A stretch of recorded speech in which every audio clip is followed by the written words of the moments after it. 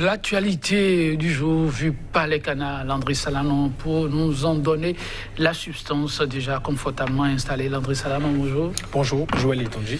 Alors, les regards tournés vers la Cour constitutionnelle, pas pour la validation des résultats provisoires de la Sénat, pour ainsi dire, mais pour des recours.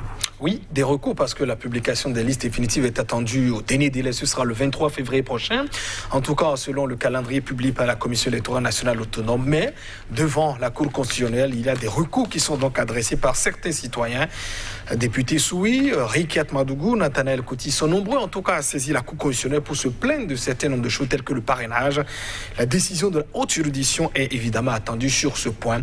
On revient dans un instant avec, disons, les causes qui ont donc suscité toutes ces polémiques sur la question du parrainage, avec sans doute en EDES la Commission électorale nationale autonome. On y revient dans un instant. Les journaux, Joël Etonji, évidemment, relaient ce sujet dans leurs différentes publications. Et puis les réactions également se multiplient dans le rang de l'opposition. Joël Aïvo, membre du Front pour la restauration de la démocratie, était, ce mardi à Porto Novo au cours d'une conférence de presse. Il appelle notamment à revoir le calendrier électoral, par exemple, et lance un appel, au gouvernement. Attention, là où nous allons être très dangereux. Il faut éviter à tout prix une crise post-électorale. Voilà le résumé de la quintessence, disons, de la sortie du professeur de droit constitutionnel. Les journaux, évidemment, parlent aussi de ce sujet ce matin. Merci Landry Salanon, on va rapidement y aller. On démarre avec Gauthier. Nous démarrons avec l'Afrique en marche. L'Afrique en marche qui nous parle de la présidentielle de 2021. Joël Aïvo a coincé la rupture de Patrice Talon, nous dit le journal. Des huissiers de justice sont commis pour les démarches de parrainage, a dit donc le professeur du droit constitutionnel au cours de sa sortie médiatique. De sa sortie, c'était donc ce mardi à Porto Novo. Et puis ce titre, cet édito publié aussi par le journal L'Afrique en marche, qui porte évidemment la signature de Alexis Azonwakin. Voilà, chronique, Madougou, la petite fourmi dans la trompe de l'éléphant. Le pays émergent nous parle de la présidentielle d'avril 2021. Le candidat Joël Aïvo dénonce une forfaiture et propose un réaménagement du calendrier électoral. Voilà ce que nous dit donc le journal, qui parlant aussi d'un autre candidat, nous dit que parlant de recours au niveau de la Cour constitutionnelle, un citoyen demande l'annulation de la candidature de Paul Rompé. Paul Rompé, qui est donc le candidat au poste vice-président du parti Foscori pour un Bénin émergent. Et l'élection, on parle aussi de l'élection présidentielle d'avril prochain, recalée par la Sénat. Voilà, on en parlait déjà hier, le candidat Nathanaël Kouti dévoile tout, nous dit le quotidien. Et puis cette agression de l'ancien ministre Gali Ousoglo, retenez à en croire le pays émergent que le procureur regrette l'absence de collaboration de la victime. La dépêche revient sur ce gros sujet. Cette sortie de Joël Aïvo à Porto Novo, requête sans suite du parti GSR à l'Union progressiste et au bloc républicain pour les parrainages. La mouvance est piégée, conclut le journal La Dépêche, avec ce gros titre en sa manchette. Et cette agression de Gali Ousoglo, ancien ministre, fils de l'ancien président Nicéphore Dieudonné Soglo, le résultat des enquêtes préliminaires présentées par le procureur de la République, résultat à découvrir dans les colonnes du Canard. Et Matin Libre qui ne reste pas en marge de cette grosse actualité, la sortie de Joël Aïvo, parrainage et impasse politique. Aïvo propose 2 mesures urgentes au gouvernement. À la fois, il parle donc d'un réaménagement du calendrier électoral et puis aussi, évidemment, la mise sous veilleuse, du principe du parrainage. Et puis Cotonou et Abomey-Calavi, retenez désormais que les pharmacies sont donc ouvertes de 7h à 23h du matin et non à 23h et non désormais à 22h. On parle aussi de ce parrainage, notamment des candidatures. Voilà, Coty, il faut retenir donc a déposé lui 2 recours au niveau de la Cour constitutionnelle, recours en examen d'ailleurs ou bien en étude, étudié par la haute juridiction. Le Nouvel Observateur nous dit qu'écarté de la présidentielle pour cause de confiscation du processus électoral. Voilà indigné, le PER, le Parti pour l'engagement et la relève, dénonce la déliquescence continuelle de l'état de droit et de la démocratie compétitive.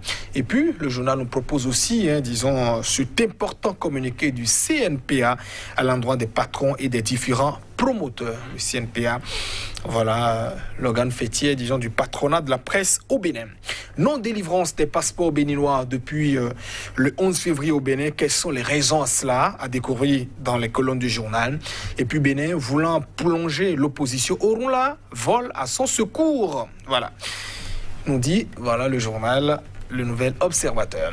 Et le quotidien La Loupe, qui nous parle donc de recherche de parrainage pour la présidentielle au Bénin, le film de la mésaventure de Nathaniel Coty et compagnie. Voilà, le Parti pour l'engagement et la relève exprime son indignation, nous dit le journal. Et puis Joël Aïvor, parlant aussi, il nous propose 2 mesures urgentes au gouvernement, nous dit le journal La Loupe. Et le quotidien de service public La Nation nous parle de cette réponse du ministre de la Communication. Le journal La Nation, pour une présidentielle inclusive, Alain Oronla expose les actions du gouvernement. Et puis cette audience, voilà, plénière à la Cour constitutionnelle, retenez qu'il y a donc plusieurs recours préélectoraux qui ont été donc examinés par la haute juridiction. Et le Télégramme qui parle aussi de politique, notamment la présidentielle de 2021. Ce sera demain, voilà, visite médicale pour les 3 duos ce jeudi, à partir de demain donc. Et puis, cette conférence de Joël Aïvor, voilà, 3 facteurs majeurs ont détérioré la qualité de notre démocratie, rappelle l'enseignant de droit constitutionnel. Et puis, on boucle avec la presse du jour qui parle donc de cette enquête sur l'agression de Gali Oussoglo. C'était le 5 février dernier, dans la nuit.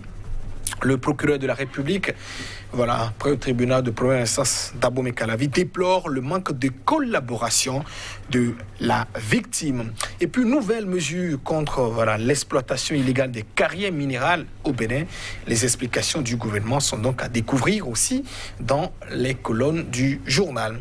Et puis, première session ordinaire aussi de l'année 2021 au niveau de la haute autorité de l'audiovisuel de la communication, le toilettage de la liste des journaux au menu des échanges. Merci à vous, Landry Salanon. Nous allons démarrer, pourquoi pas, avec La Nation, ces recours qui font l'actualité. Oui, La Nation qui nous parle donc de ces recours qui sont donc en examen, ou bien qui ont été donc en examen parce que tous, n'ont pas été donc vidés ce jeudi par la haute juridiction. On rappelle qu'ils sont donc plusieurs à avoir saisi la haute juridiction.